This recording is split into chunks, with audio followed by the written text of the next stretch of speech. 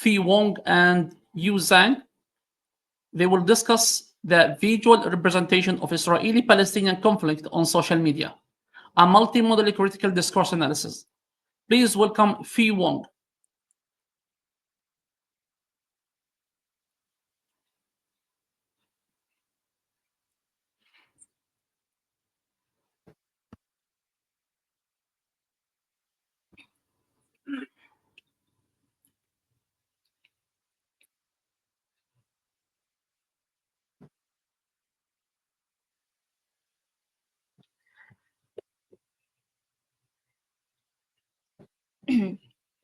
Okay, a very good afternoon to everyone who present here today and are currently watching the YouTube or Facebook Live. We are a group of critical discourse linguists from University Malaya Faculty of Language and Linguistics. In the absence of our project leader, Professor Surin, both of us are enormously honored to present our findings on the visual representations of Palestinians in the Israeli-Palestinian conflict on social media, a multimodal critical discourse analysis.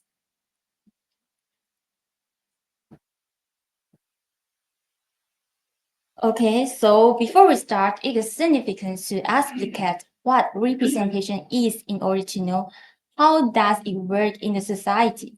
What we can see in this illustration is a girl looking at her reflection in the mirror of a television. This suggests an early understanding of representations in CDS, critical discourse studies, as postulated by Fairclough and Van Dyke. Representation is the role of language to describe social groups or identities or events and assign meaning to it. In this case, text and discourse we use as a tool to realize representations. And now let's have a look again at these illustrations. Often, questions always arise regarding the appropriateness of representations. Has the representation portrayed the reality precisely?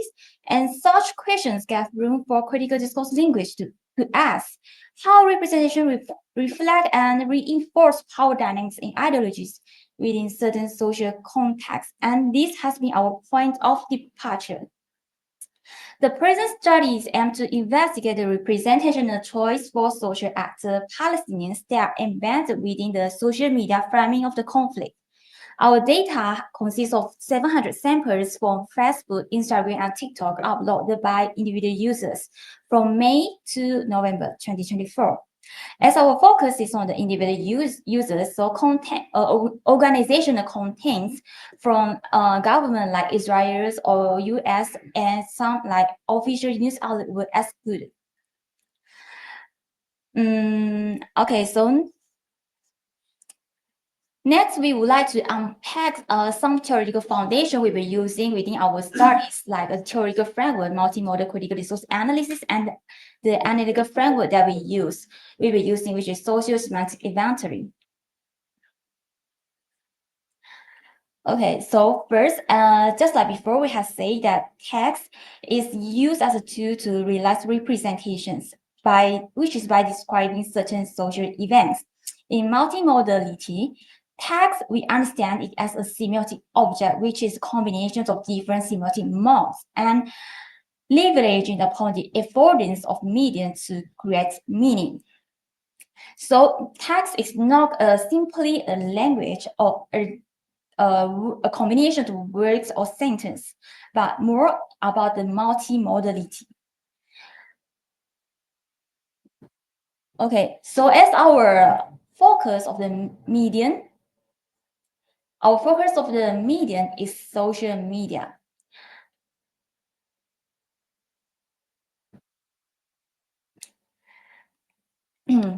Okay, so the aspects of social media provides high participations and interactions to the users. So we can understand that the contents from social media itself is a product of participation, so where it redefine the traditional media into many dynamic of discursive practice. So this means that social media itself is a multimodal content that offers different and diverse modalities to the users that use it to represent certain things.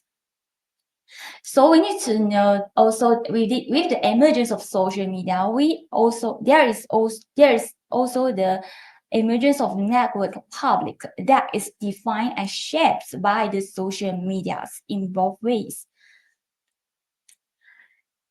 So social media it's new and also old, but we also often have difficulties on how to understand social media precisely because we can understand there are existing finding studies that understand social media is just another kinds of computer mediated communications like emails, but this is too focused. But there is also a broad way that defines a new category of technologies.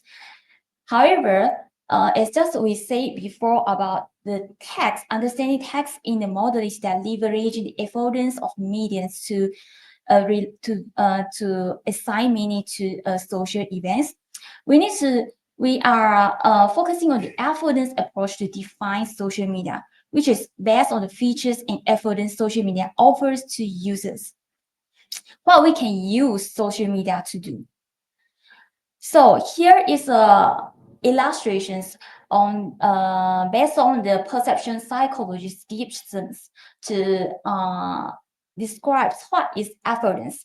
So we have seen there is a black rock and one cute cat and cute dog looking at this rock smiling. So what are they thinking about? So based on Gibson's, how we perceive objects is not based on the quality, whether this rock is black or this rock is heavy or not, but instead we are thinking about how this rock is useful to us. So in this sense, can it be used to make rockets or build this mountain or something? In that sense, we are understanding. So the meaning of evidence is the perceptions of an object's utilities. So this is useful for us to understand again what is social media and what it can bring us to do. So based on Trim and Leonardi, that they gave a very comprehensive examples of the evidence of social media, which we already also the audience from the live listening to the live also very familiar with this visibility that social media gave to us, the persistency, editability, and associations. So now we need to relate it with the conflict when the evidence like visibility on social media, how does the relationship between social media and conflict is the concept of media witnessing, which is the witnessing performed in by and through the media. And according to the literatures, witnessing itself carries the weight of responsibilities. To witness is to become morally bound and to be responsible in some way to it. It not only connects people with those sufferings internally, but also connect with other people we are imagining are in the community. We witness the event together, and this creates the solidarity, the collective movement.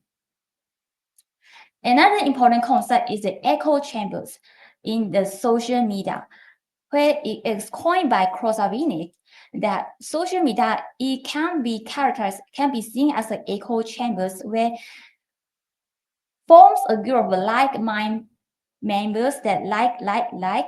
With one like, it promotes. When there is 10 like, it intensifies the post. When there is 100 likes, 1,000,000 likes, that post will become important. So next is a methodology about social semantic approach. Text and discourse often other people cannot differentiate them, but here in social semantic, we look discourse as a social connections, which are specific ways of knowing social practice, and they can be used as a resource to represent social practices in text. So social practice is a social regular ways of doing things. The relationship between, in this sense, discourse itself can be a social practice and can also become a way to represent social practice. Broader sense, all texts are representations of social practices. So there are many elements of social practice like social action participants, social participant resource.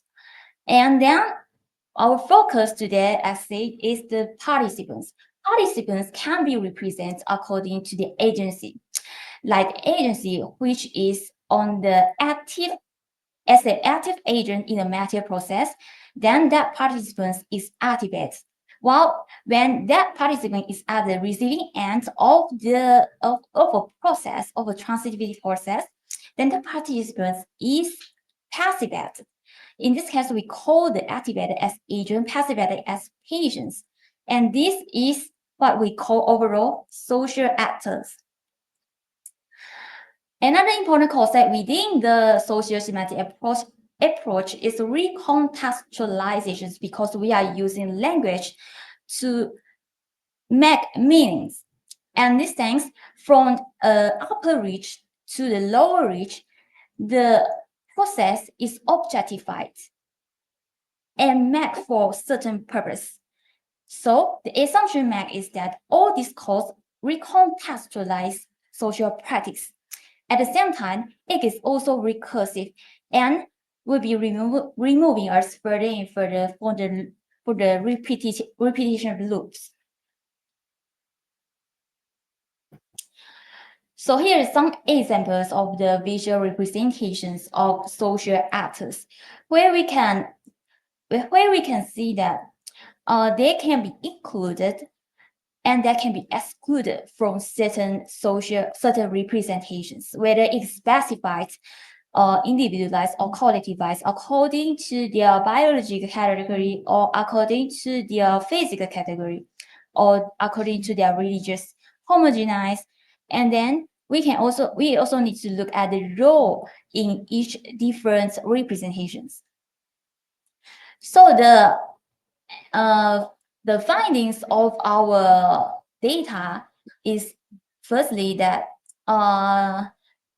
the data portrays that Palestinians is mostly passive as patients, which is at the receiving end of the material activities. Usually is a negative one, with highest frequency of occurrence of 38%, which is much greater than the Israeli soldiers as the agents on the social media, which means that the social media where posted by individual users, they mostly claiming to present Palestinians than the Israeli soldiers.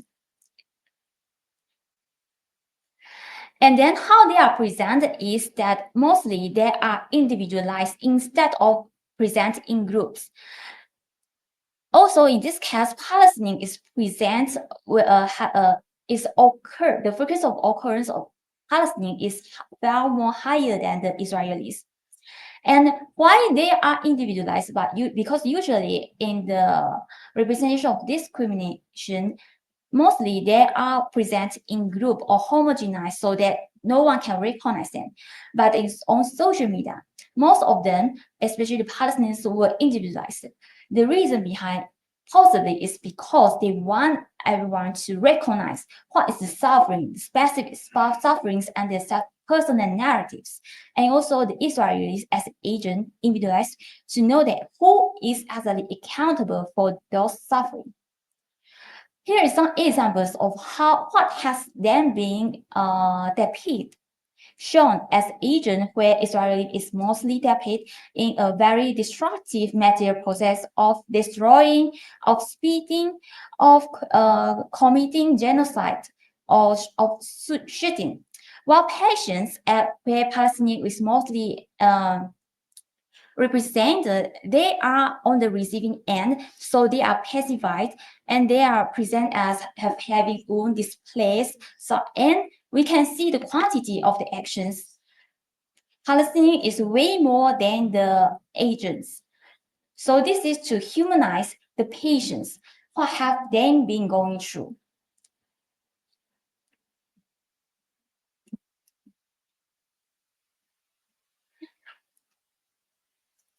Okay, it's like a picture is worth 1,000 words. Yeah.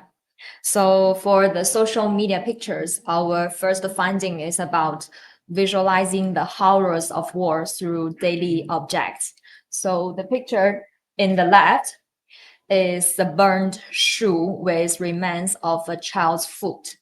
It works as a cynic dog, representing the child's life as destroyed and reduced to just this fragment.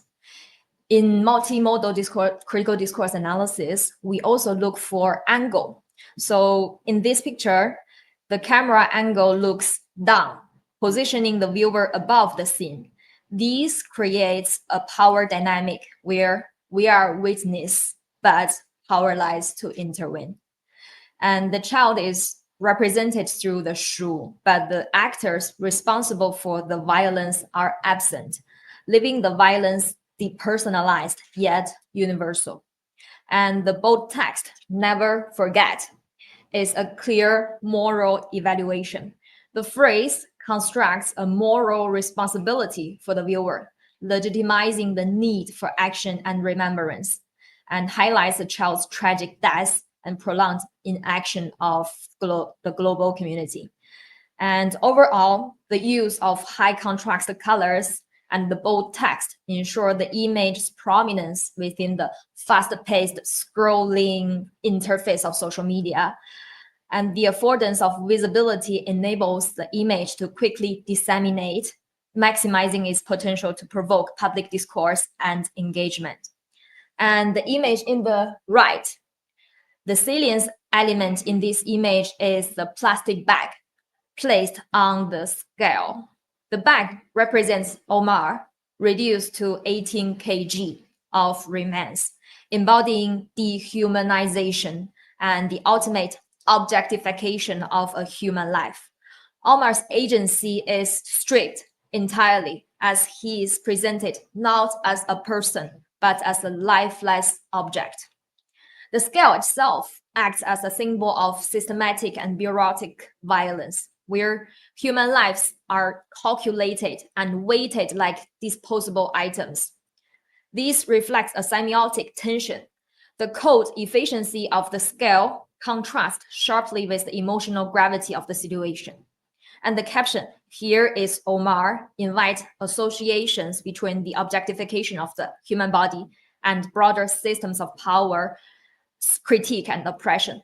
So overall, this image constructs a discourse of victimhood, where lives are reduced to mere statistics.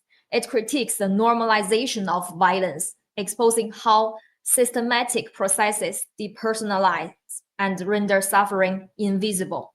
By doing so, it invites a deeper reflection on the ideological frameworks that allow such tragedies to occur.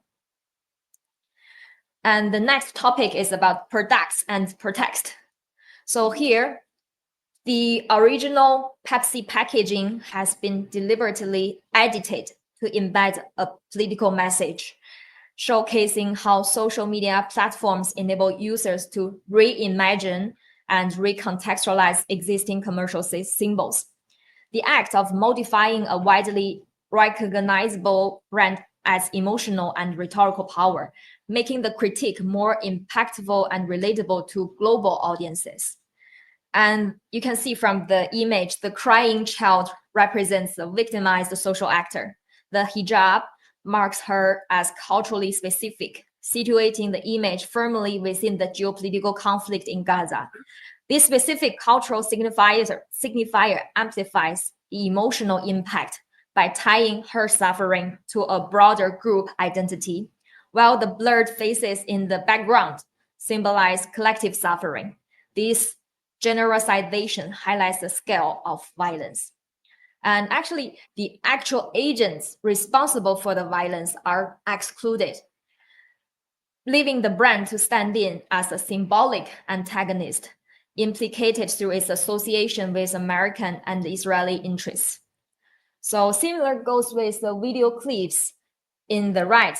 I cannot play, but it's actually it's someone labeling brands such as Coca-Cola, McDonald's with Israeli flags and specifying "don't buy Israeli products."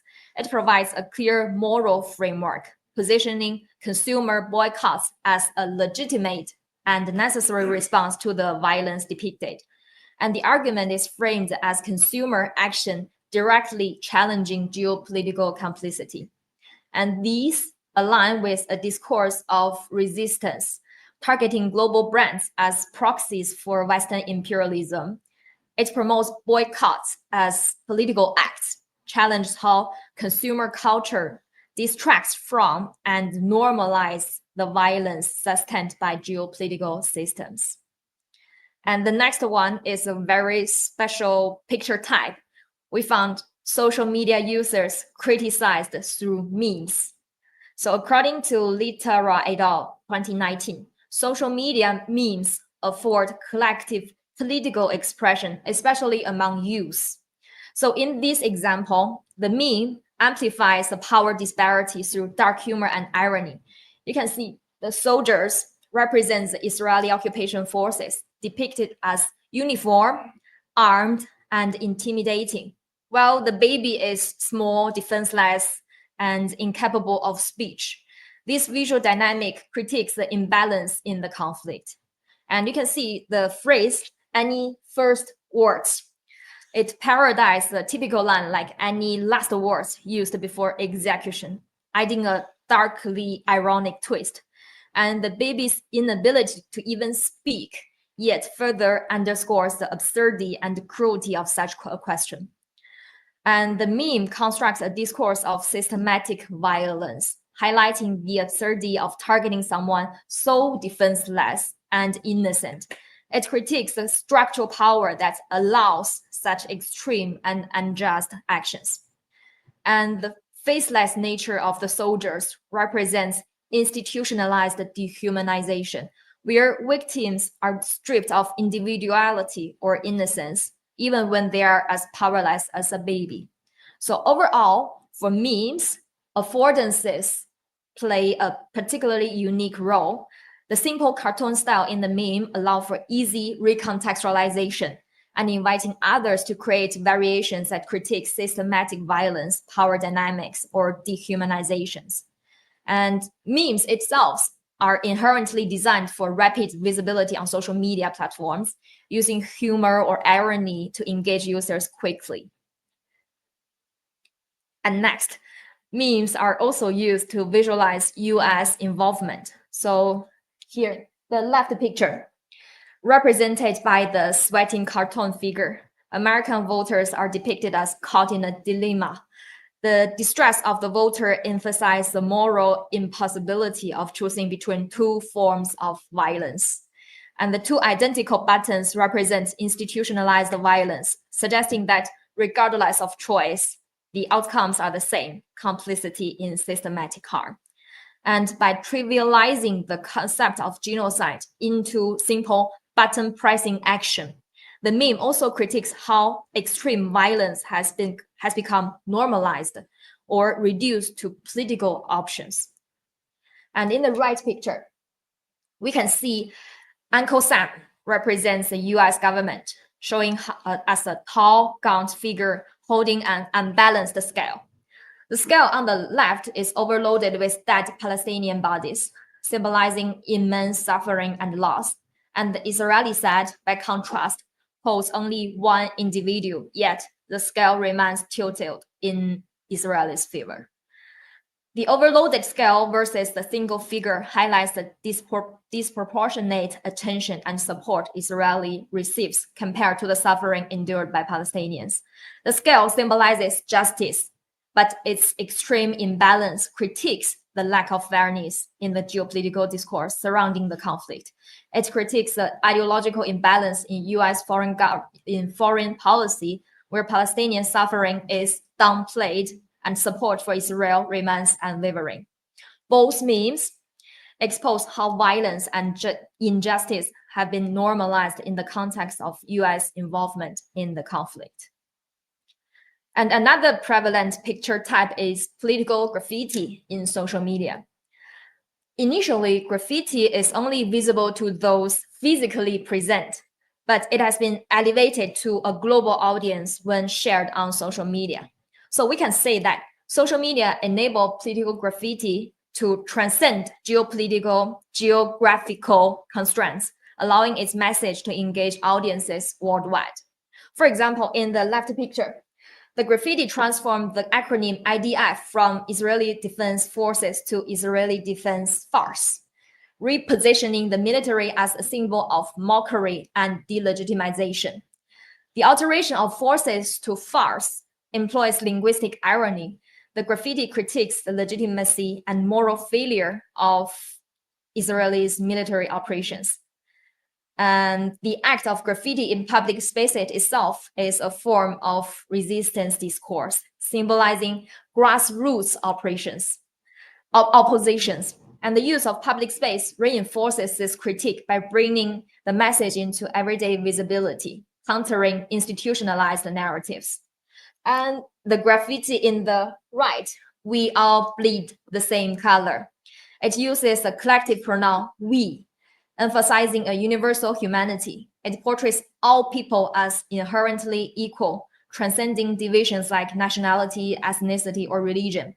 By focusing on the shared biopolitical reality of bleeding red, it positions all humans as equal victims of violence and injustice. And color also matters. Red here represents blood and the shared human cost of violence, while green symbolizes hope and unity. These colors create a semiotic contrast between the realities of conflict and the potential for harmony. The message does not explicitly name perpetrators or specific groups, but implies critique of divisions and conflicts. The phrase constructs a discourse of shared humanity, emphasizing that violence impacts everyone equally, regardless of identity, and critiques the division caused by nationalism, racism, and other forms of exclusion. Next, we're going to talk about the representation of Palestinian women from three perspectives. The first one is Palestinian women as mothers. As you can see, these examples, women are depicted as active agents advocating for help. Well, you can see they're also that their clothing and including hijabs and dress situates them with a Palestinian as Islamic cultural context. Each woman is framed holding or positioned close to a baby, like in the picture. This symbolizes maternal care and the emotional toll of conflict. The set of image ties into broader discourses of maternal sacrifice, human resilience, and the moral imperative to act against injustice. And secondly, Palestinian women are depicted as active agents of change. The humanitarian workers here are all women in hijabs, identifiable by their vest. And their posture and movement walking alongside refugees symbolize their active role in assisting displaced individuals. And different from the previous one, we can notice the absence of faces in these pictures because it directs focus to their role rather than their individuality, emphasizing the collective nature of humanitarian work. And the third one is the representation of Palestinian women as cultural custodians. So they become active agents preserving Palestinian heritage through embodied tatrees, I might pronounce it, transmission of cultural identity and resilience amidst political and social upheaval. And it's a form of cultural resistance and an empowering practice.